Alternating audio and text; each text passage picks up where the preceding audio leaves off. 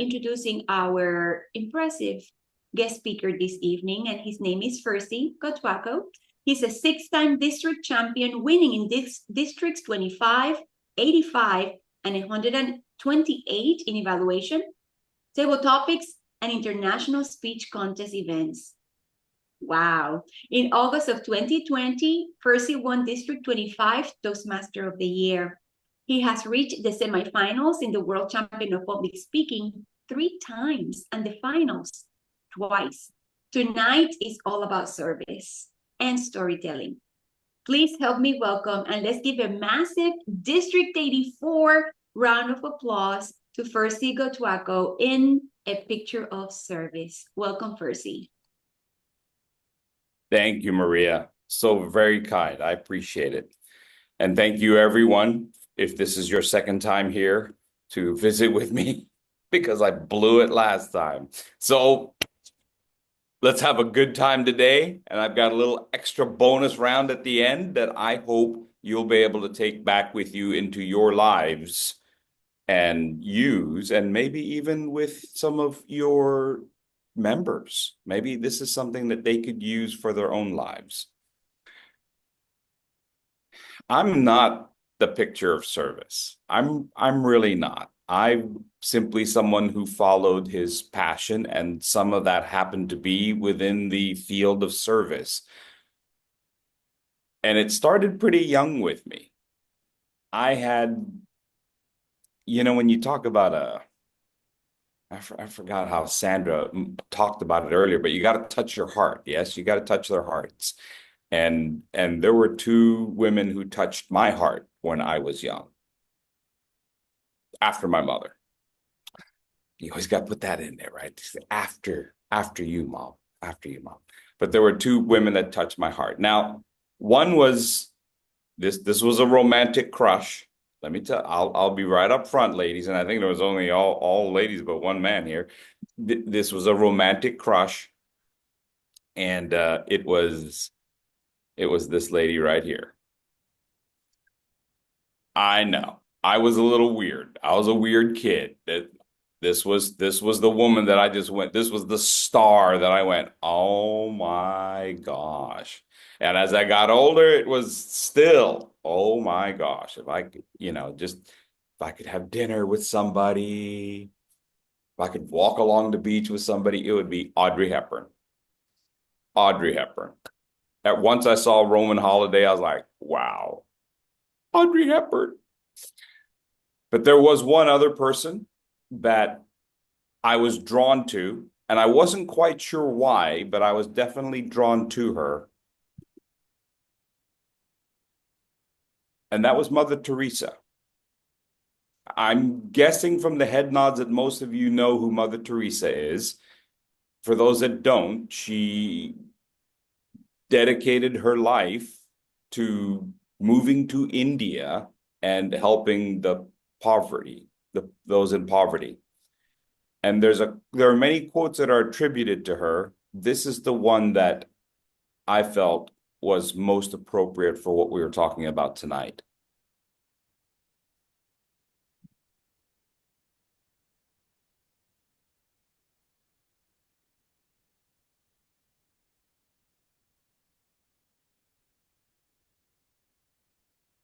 I think some people think that to do great works is out of their reach, and that to give back to society, they have to do something huge.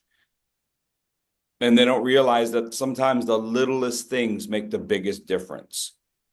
In one of the schools that, for those that don't know, I'm a teacher and a school administrator. One of the schools that I was at was a low-income school, inner city, every nightmare story that you can think of, we had it, including the administrator getting punched. That's me. And I instituted something to try to help the kids understand each other a little bit better, because otherwise the only way that they understood each other was with the color of their clothing, gangs.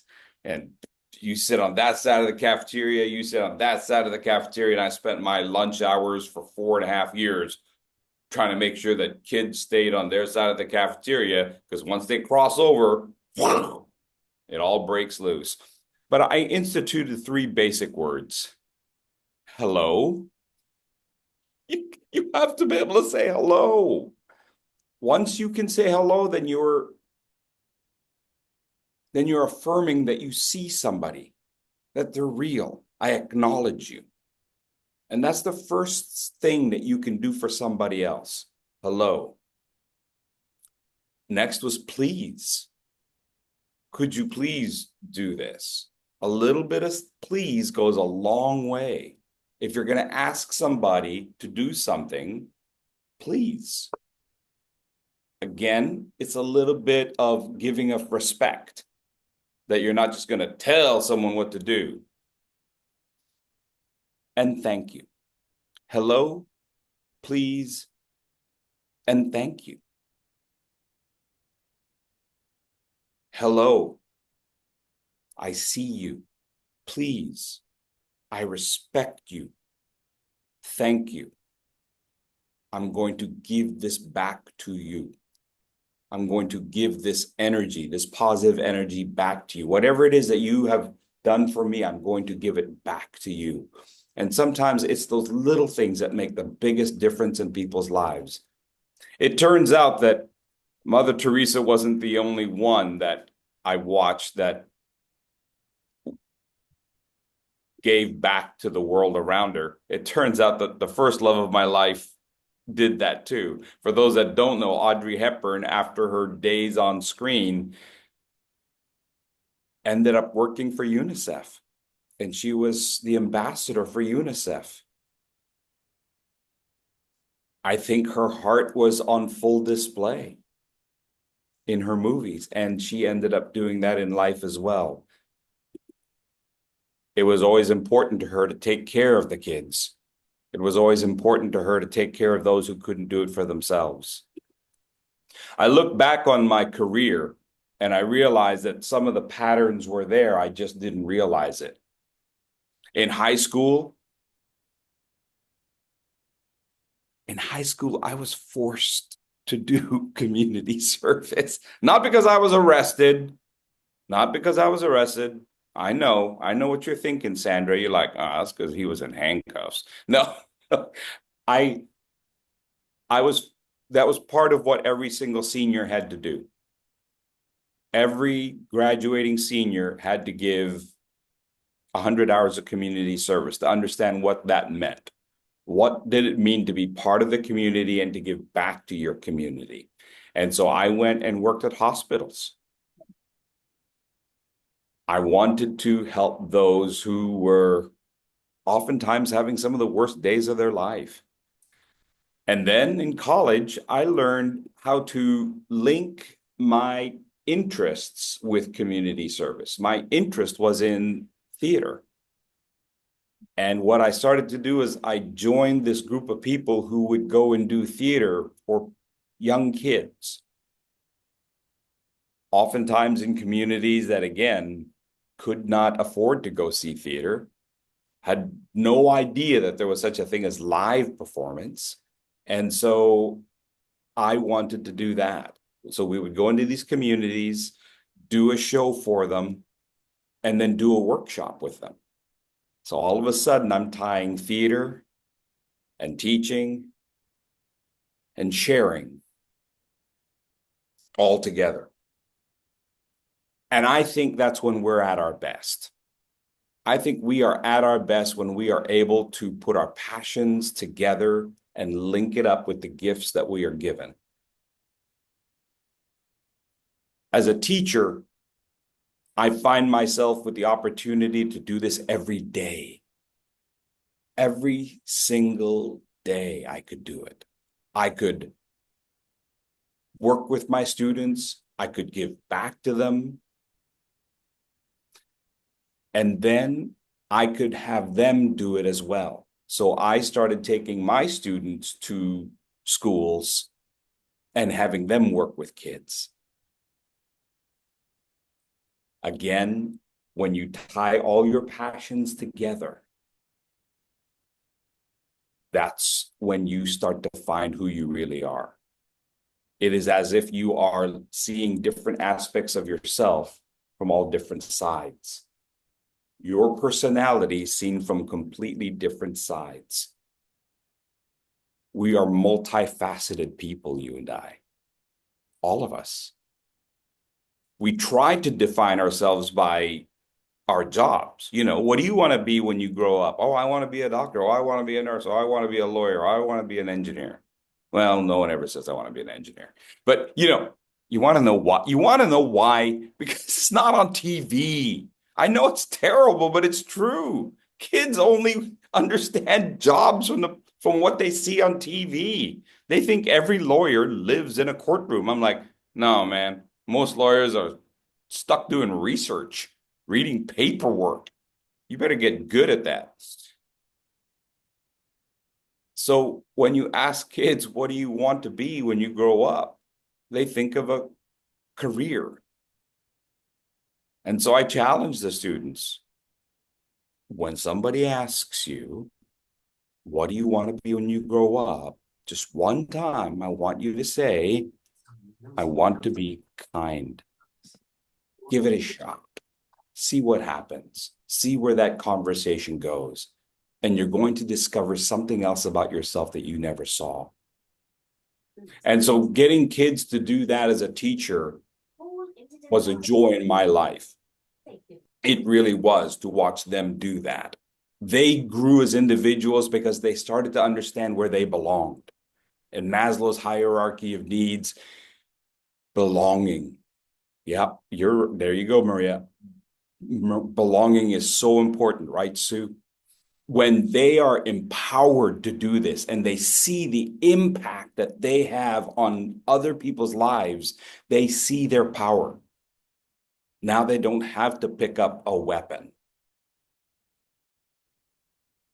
Now they don't have to use harsh words to get a reaction.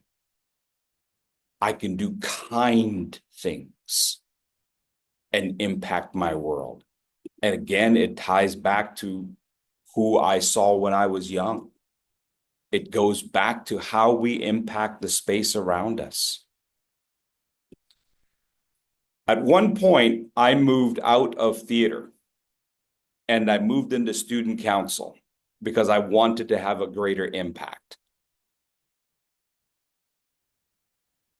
Within a year, I had grown the student council at my school. And I know that everyone here went to school and everyone saw their version of student council. Well, at my school, student council was kind of a popularity thing.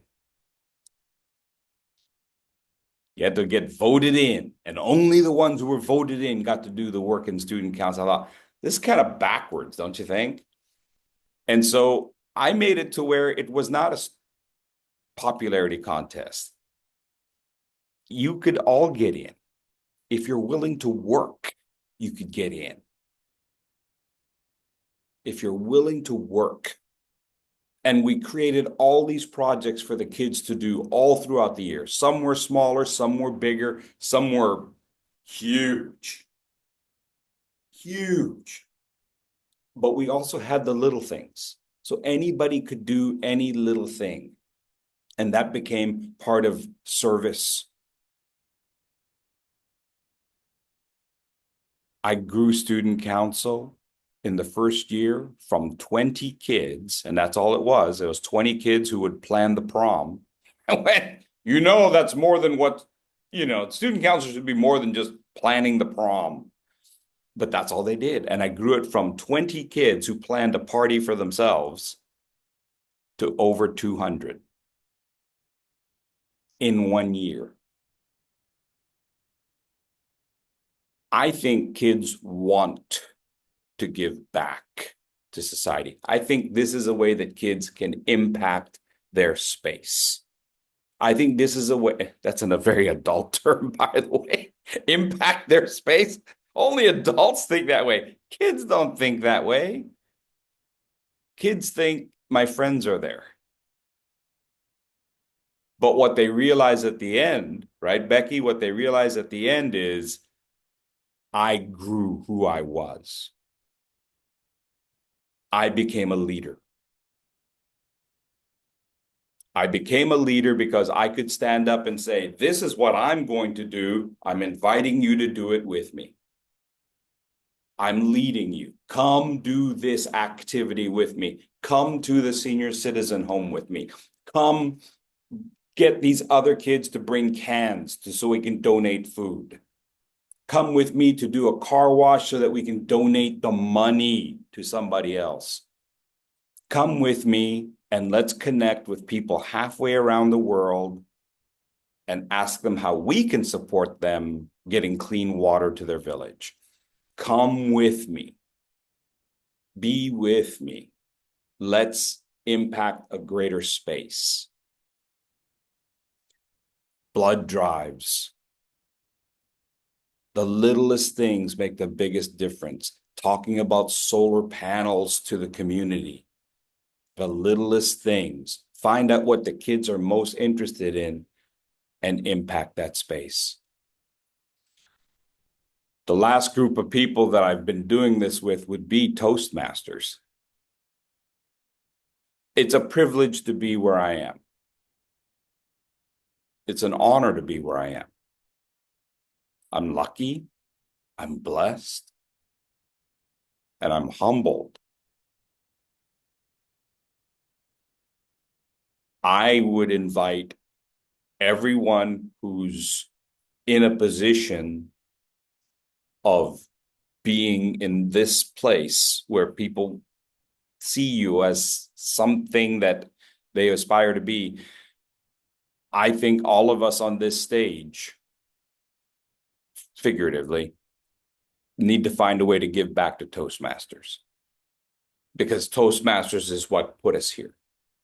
And I said this in one of my speeches to the convention. I said, everyone, all the finalists, all the semifinalists, our job now is to go back into our districts and help those clubs.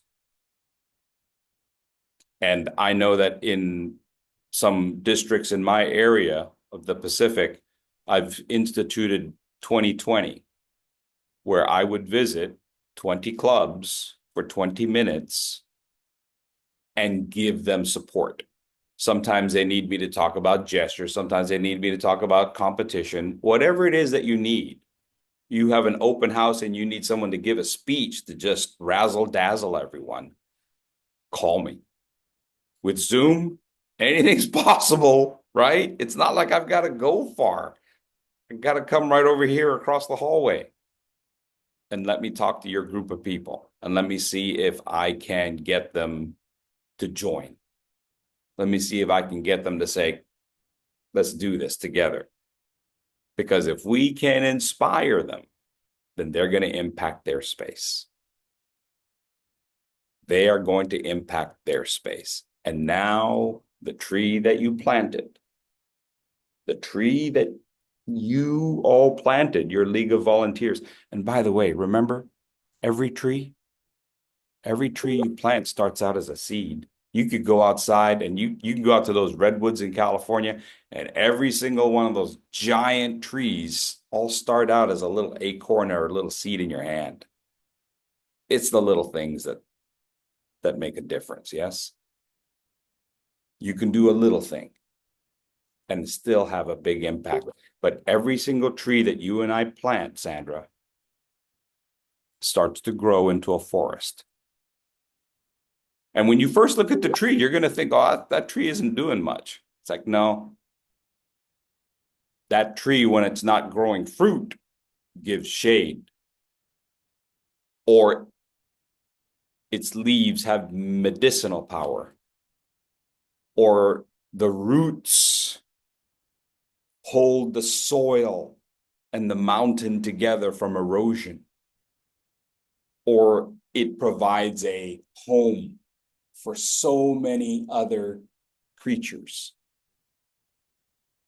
Part of our job is to help people understand what kind of tree they are and what they provide to the community. That's what the kids needed. my kids needed to know that they could impact the space, that they had a gift to share. Little things. What gifts do you share? We can't all do great things, but we can do small things with great love. All right. At this point, I'm going to move into the second half. My question to you, and I have several of these. Tell me a time when you lost hope. Tell me about a time when you lost hope.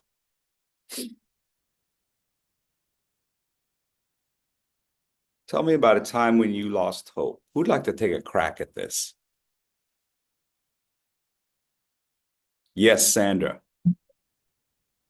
2 o'clock this morning.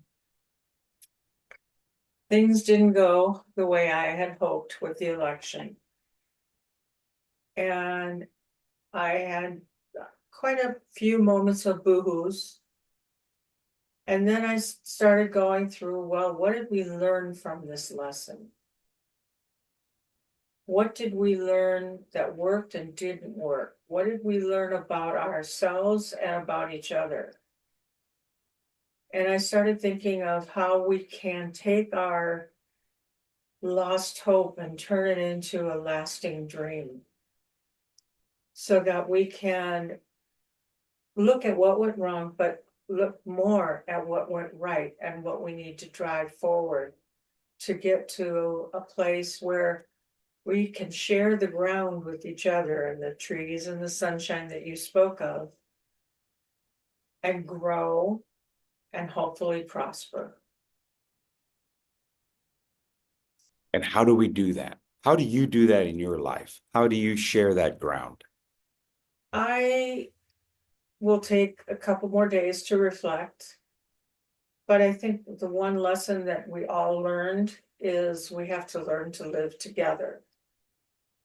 And communicating with each other and treating each other fairly. Not making one person on high and treating the people who are maybe new to this country differently. Let's treat each other, the old saying, treat your others like you'd want to be treated yourself. And I think we've got to really focus on that in the next 4 years. I don't want to get into politics too much, but I know there were a lot of people who were looking forward to moving towards a kinder, gentler world. And so I want to reflect on that some more. I think it reinstilled my drive to help out with local community projects rather than international, because we need to take care of our own neighborhood. And so yeah, it's been a lot of thoughts going through my head, and a lot of things to reflect on. Excellent. In your service, in your life, when you do service, what does that do to your sense of hope?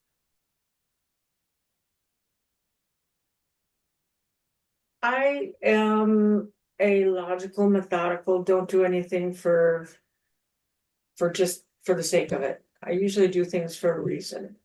And I've been out, talking about pathways since 2016, and hopefully what I've been doing is making people excited, but also telling them, let's use your voice for your passion.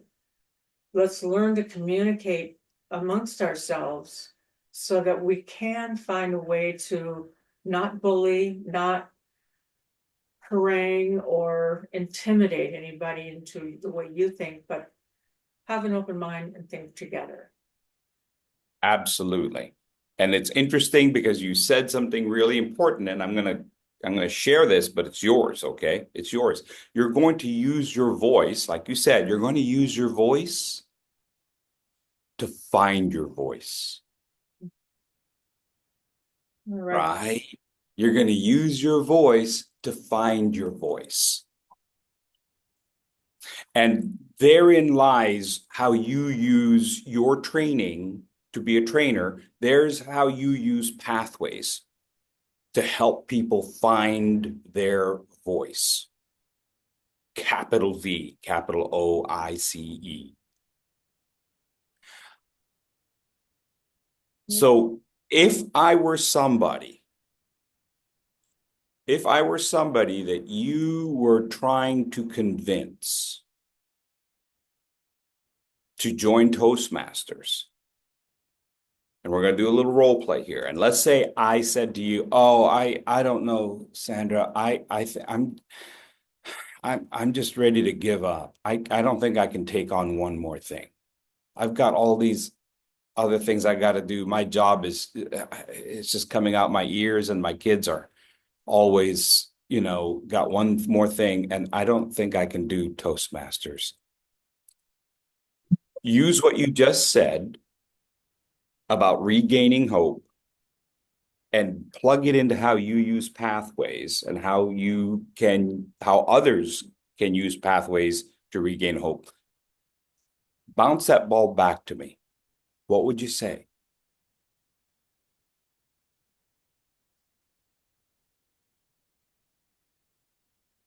Can't think of the first sentence, but I know what I want to say is, if it's not said aloud, write it down. There is a voice in you, and by writing down things, I think you'll find your pitch again and want to be able to confidently know that you'll be heard. Because that is so important, is to be heard. And to make your voice and your hopes and your goals known to not only yourself first, but to other people that you can help. Write it down, then say it aloud. Excellent. Excellent. And again, it goes back to that affirming that I see a human being and that human being has worth. Yes? I say hello. I say thank you. I say please. How we can start to see each other as human beings and see the worth in each other, to affirm that there is growth there. Tell me about a time when you were doing an act of service and you had to solve a problem. Tell me about a time when you were doing an act of service and you had to solve a problem.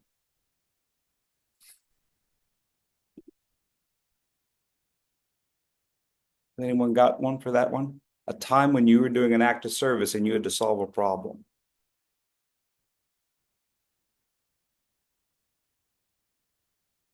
Maria had to solve a problem 2 weeks ago. Fursey didn't show up. Solve a problem.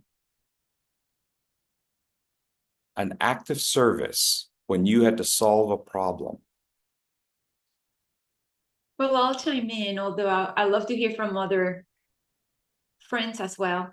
I think with every act of service, there are a series of opportunities that might present themselves as challenges or opportunities, and that enhance the journey. I don't think I've ever had an opportunity to serve in a way where everything was smooth. There's always an opportunity. There's always something that you might need to collaborate with others about, which is something that I strongly believe in, is surrounding myself with amazing people, right? Having great teams and people around me that will strengthen and that share the vision. And I think collectively we can tackle just about anything. And I don't see them as problems necessarily, but as part of the mission. Now, Dr. Maria, I'm going to have you add one more thing to that. Okay. You have to convince the people on this screen not to give up because they lost hope. They lost hope, and you have to convince them not to give up. Now, I'd like you to give your answer again, right? You don't have to change very much. I want you to give the same. And this is weird because we don't do this in Toastmasters. You can give the same exact answer. The only one who has to do things where they have to say the exact same thing is folks like Felicia Shorter, because as an as a district leader, you've got to say it at this club, then you got to say it at this club, then you got to say, right? It's the same thing you've got to say at different divisions. So they're the ones who have to repeat stuff, but we don't usually have to do that. But I'd like for you to repeat it, but include getting us to stay committed. Go ahead. I'm thinking about the right terminology because I would customize my language to the people that I'm speaking with. I think I would appeal to our common shared vision, our what we're Just say it. accomplishing. Go ahead and just say it. So I might say something, for instance, Andy's in my team this year, part of the League of Volunteers.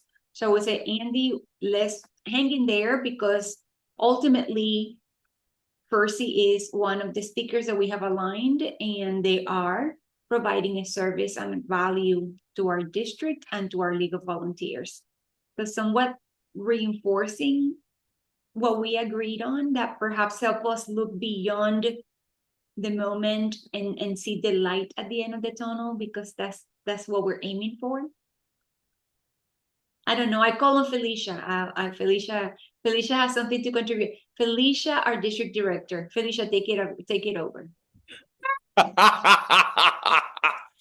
Anybody get the number of that bus that just rolled over Felicia? She is preparing me. Thank you. Fursey, thank you for your presentation and the question. I will say that I'll use a different example. There was a time in my life where I was challenged with hope, and I had to keep busy. I didn't understand it at the time, but I had to keep busy. So I ventured out and decided I would deliver phone books. I know this is ancient, but before time evolved, we used to put those yellow and white yellow pages on your porches. I was one of those mystery people who you never saw, but it made it to the porch. Well, at the time, I was doing it for myself. I needed a little extra cash, but really, I needed something to do. I turned it into an opportunity because eventually I realized I didn't want to do it by myself. So I went to the homeless shelter, and every morning I would go and pick up people. I just drive up in the front. Once they get familiar with you, people would come out, maybe 2 or 3 people, and I would pay them a minimal fee and some food.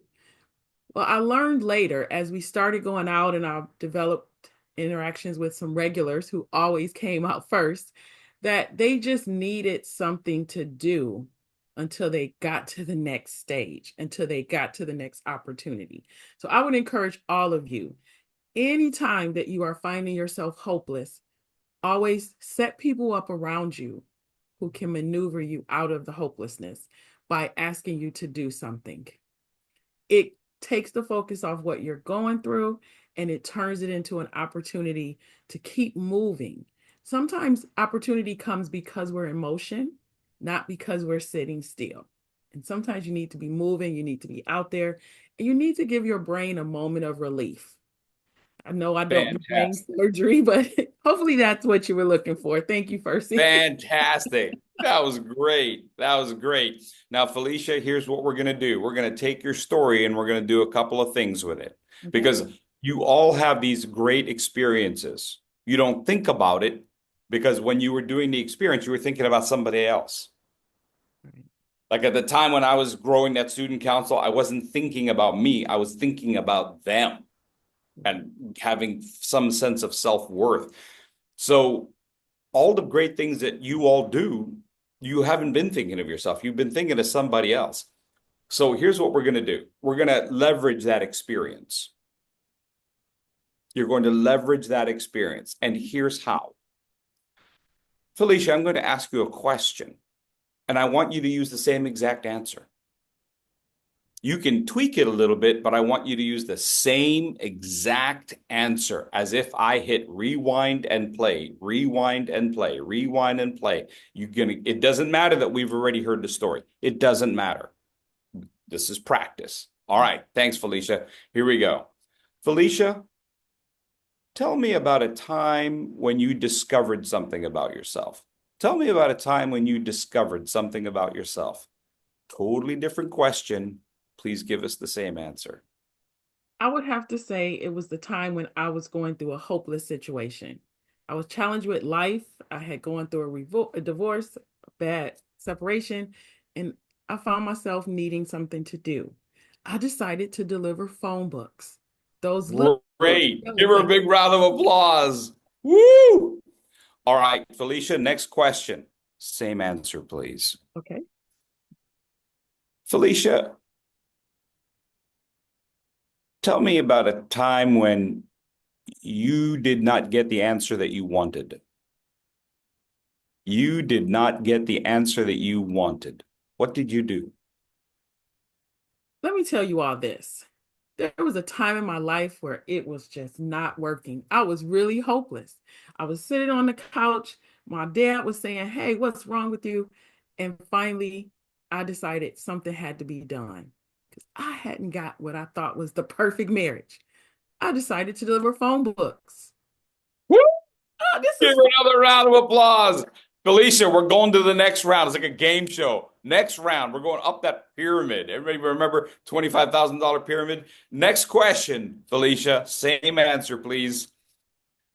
Felicia, what is your greatest weakness? Don't you guys hate that question in interview? What's your greatest weakness? You know the answer, Felicia. hopelessness. I hate to feel hopeless. I hate to feel that I can't do anything. And I've learned that when I'm feeling hopeless, I need to get up and do something. There was a time when I was really hopeless and I decided, let's just deliver phone books. Yes. Okay. Yes. What we don't realize, thank you so much, Felicia. I appreciate that.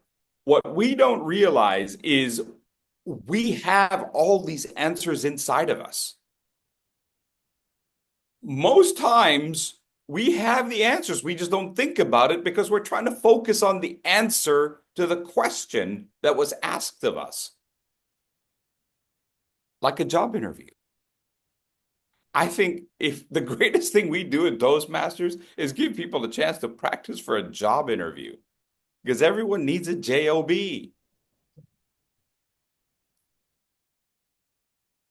How do you deal with a job interview? And we keep thinking, oh, I don't know what questions they're going to ask. Oh, forget the questions. Focus on your answer. You don't need to know the question. You need to know the answer.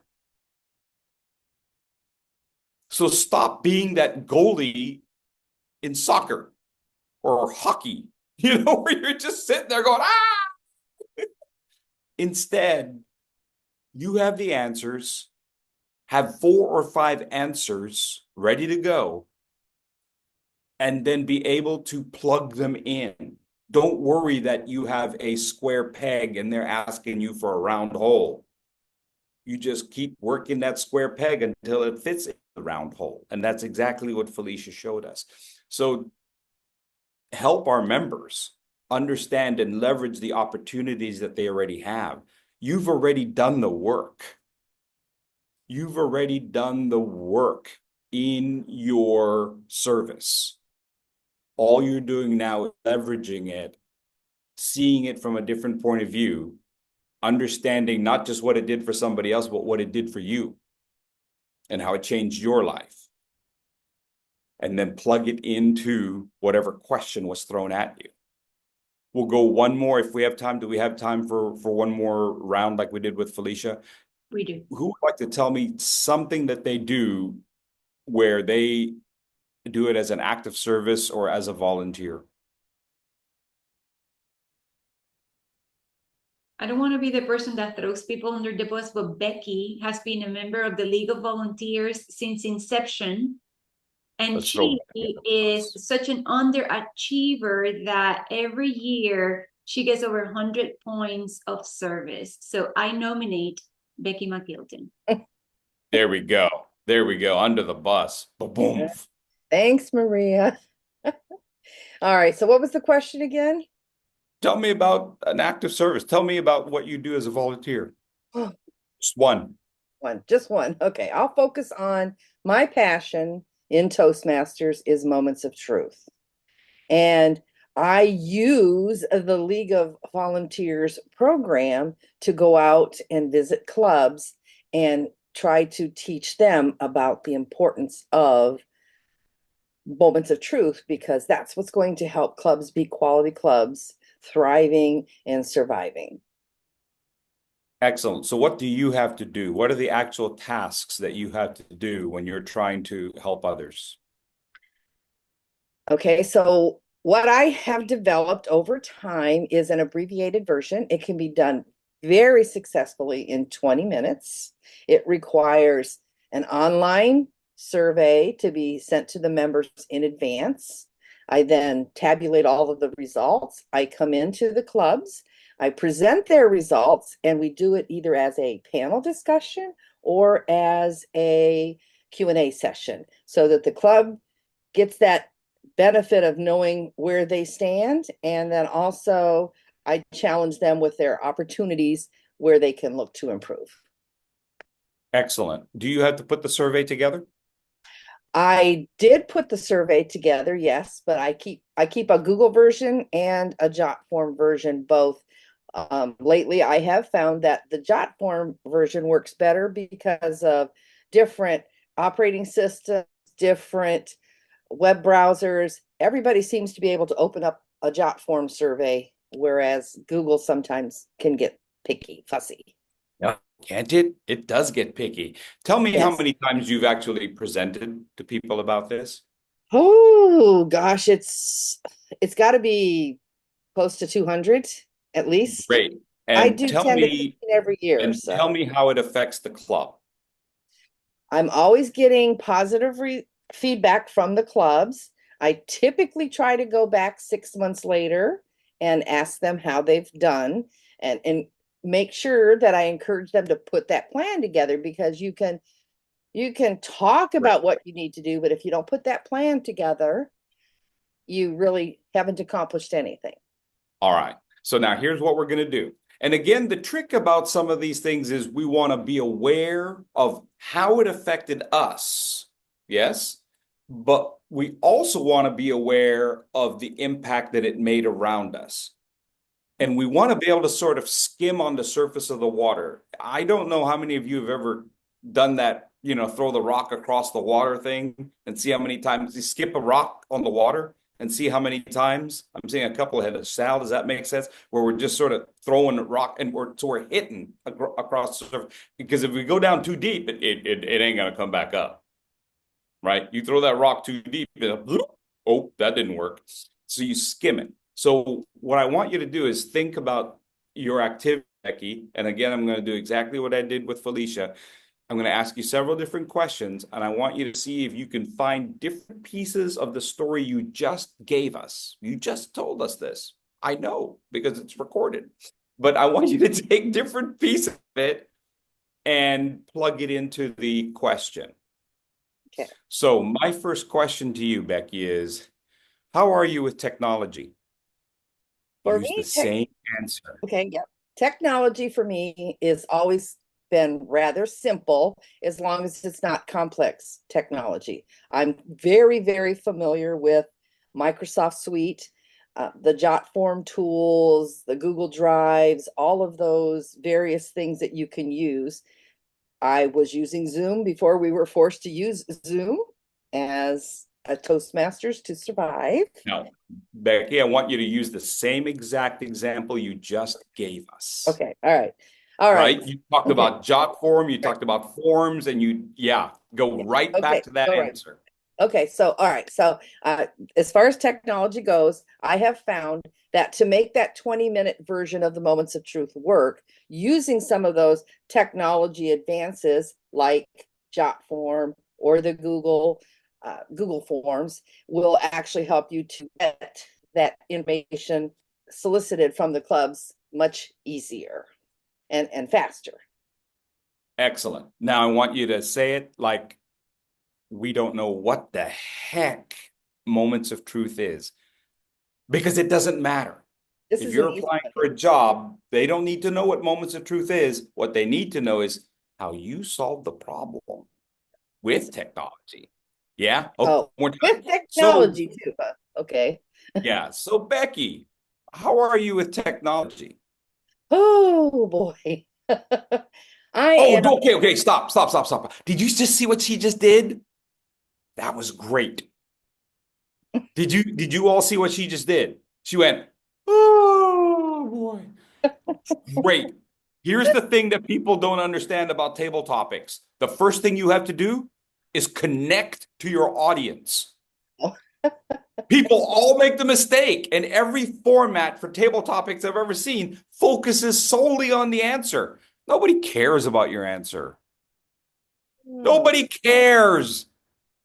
As soon as we get past this meeting, nobody has any clue what you just did. They want to know that you're going to entertain them. They want to know that you're going to engage them. Same thing for a job interview. You think they can remember your answer after listening to 10 applicants? No, not even if they write it down. But they remember the impact you made on them and how you connected with them in that meeting. They can't remember what you said. They just remember, yeah, this one's good. She really, yeah, yeah. Okay, so let that and that connection can happen with words. It can happen with sounds that we make, which is also something that we miss in our speeches, by the way. Non-verbal, non-worded sounds like laughter. We miss that in speeches. Okay, Becky, we're coming back to you. We're coming back to you.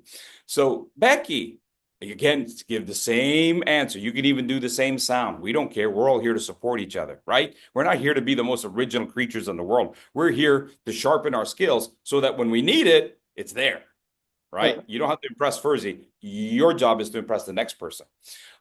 Okay. Becky, tell us about technology. How are you with technology?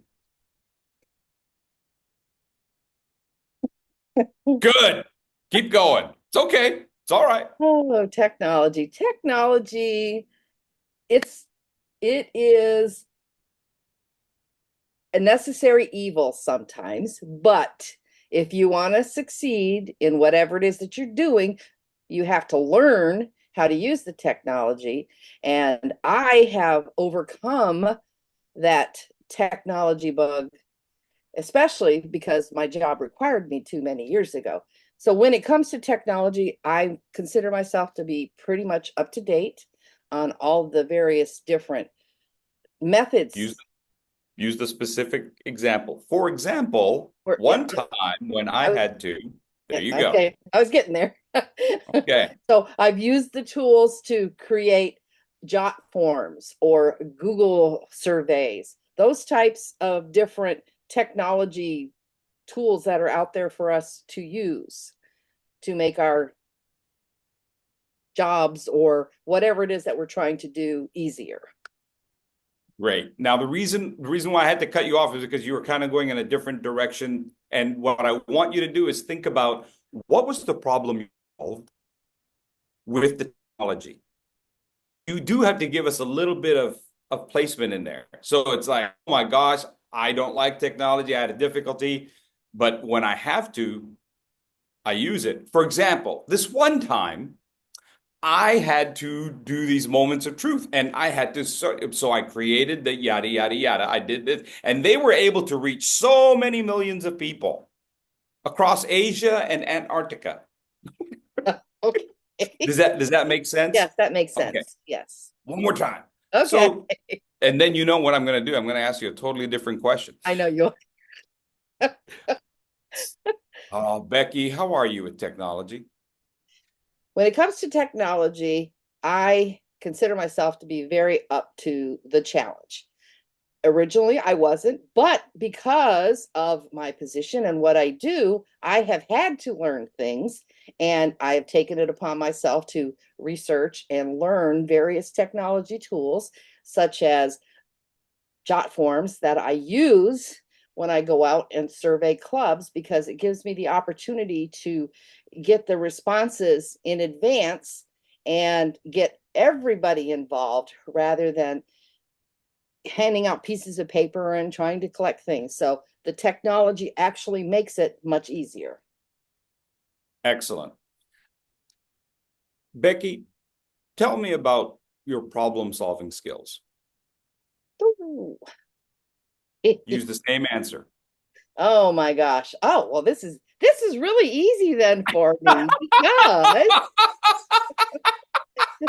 Right? not only have I used my technology skills when it comes to developing Jot forms and Google Forms, but in my day-to-day 9 to 5 job, I am a project manager and I am known as the spreadsheet queen, and I know how to take all of those tools and make them work. Okay, now here's what I'm trying to get at. I want you to try to keep focusing on the particular task of doing the moments of truth. Because what I'm trying to show is, even if I'm not Becky, even if I'm not as good as Becky as a project manager, there is one little thing that I do. And I can use that example all the time in the job interview. Does that make sense? And that's what I'm trying to get you to see, that you don't have to find other answers. The answer about the Jot form to do moments of truth was gold. You don't need to find any other gold. The gold is right there. It's a beautiful answer. So Becky used the same answer. We're going to explain the problem. Yep. Explain your solution. And then depending on our scenario, you apply it. Red. You apply it to that job. So let me go ahead and just say this, and I may not, but let me just ask you one more time, and you got to, here we go.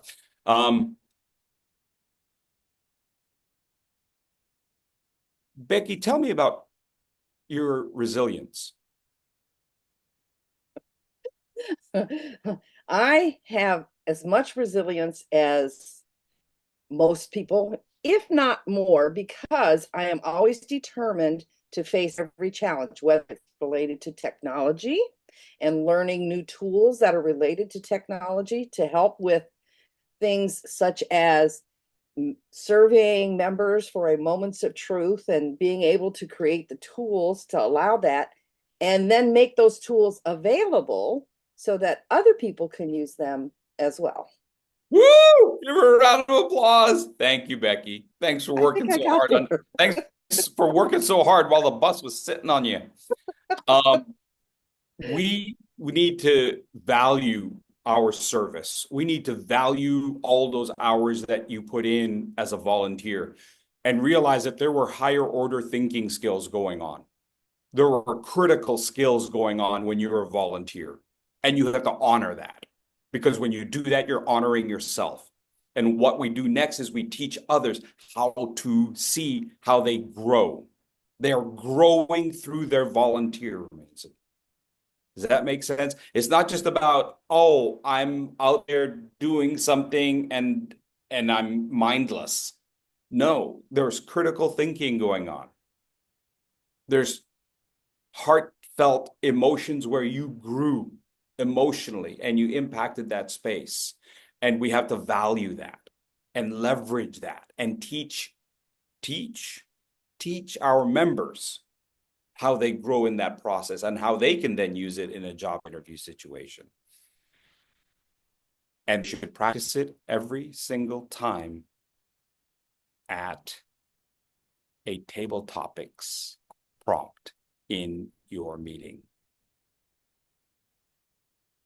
It doesn't just, you use the same answer. And I don't care who bothers you. They go, you need to come up with a different answer. No, I don't, because I'm polishing my answer for the job interview. Take whatever question they give you, take your experience that is so golden, all right, that's gold, and cash it in every time, refine it. And that's how you leverage your experience as a giver to move you to the next position to give again. Thanks. Sorry, Maria, I think I'm way over time. That's okay, just a little. I had hoped to have a little time for Q&A, but what we'll do is if anybody has questions for Fursey, please put them on the chat. We'll go collect them and we'll have Fursey answer for us or record a video for us or come back and give us a little bit more. I love everything that you said, Fursey, because there's so much value in being a volunteer. I think so often people think, oh, I'm just a volunteer. But hey, the volunteers, which we all are, we're all leaders and we're all volunteers, and we create a better world. We come together and we make things happen. And you talked about problem solving and critical thinking and collaboration and communication and all of those skills that we get to practice through our acts of service or volunteerism. And they transfer right into our jobs, into our communities, into our homes, into everything that we do. So thank you so much, Fursey, for sharing your talents and wisdoms with us this evening. We look forward to seeing you again, and we look forward to cheering you on whatever you take on this year, because we know that you're going to surprise us yet by taking your table topic response to a new level. So District 84, join me in giving Fursey a big round of applause. And with 2 minutes to go, I'd like to share just a couple of announcements, if I may. Can everybody see my screen? Thumbs up. Yes, all right. So I'll move quickly through these, but while I have you as my captive audience, I want to again thank Fursey for spending an evening with us. And I want to share that we have some pretty exciting events coming up. These are all hosted by the League of Volunteers, District 84, but open to our members and open to all of those who see service as an act of love and find opportunities to give back. Next week, we have our immediate past international president, Morag, in a legacy of service. This is, as you probably know, like 2 years in the making. Felicia knows this. No, a year. But we really wanted to have her last year. She couldn't join us, and this year she's back. December the 10th, Andy is going to facilitate a panel with previous recipients of the J.C. Williams Award. If you have been around the district for a number of years, you might remember we used to do an award several years ago, and we have 3 of those award winners coming to discuss how we transform communities through service. And on January 29th, we have First Vice President Stefano Maggi on Catalyst of Service. As you may know, we did revamp the process this year for the League of Volunteers. And again, you are doing the jobs already. You are giving back to your clubs and to the areas and to the district. So please take a moment to sign the pledge. That only allows us to add you to our mailing list. And thanks to Amanda and Debbie, we were able to revamp the entire form on job form, and I will put the links on the chat just momentarily. We have now the compilation of the first 3-4 months of points that have been submitted, and we'll be sending individual reports so that you know where you stand. I know I owe you, Becky, and a few of you. And keep an eye for our, Andy calls it mini zine. I was calling it the LOV News. But whatever you choose to call it, this is going to be an instrument that we're using to share volunteering opportunities, to share some of the success stories. And there is an article now as a blog post on the website about some community events where we went out there to talk about Toastmasters, and we're celebrating those opportunities. And we want to hear from you. So if you're doing something special, if you have recently completed a project, if you are getting the word out, please let us know, because we want to write about you. We want to talk about you. So that's it for us. I do want to again thank each and every one of you for joining on this evening. And again, to Fursey, coming from Bangkok this evening to us, this morning to him. So thank you again, Fursey, for being with us. And thank you to each and every one of you for all the acts of services and all the amazing things that you do every day for the rest of us. Have a great day, everybody, or a great evening.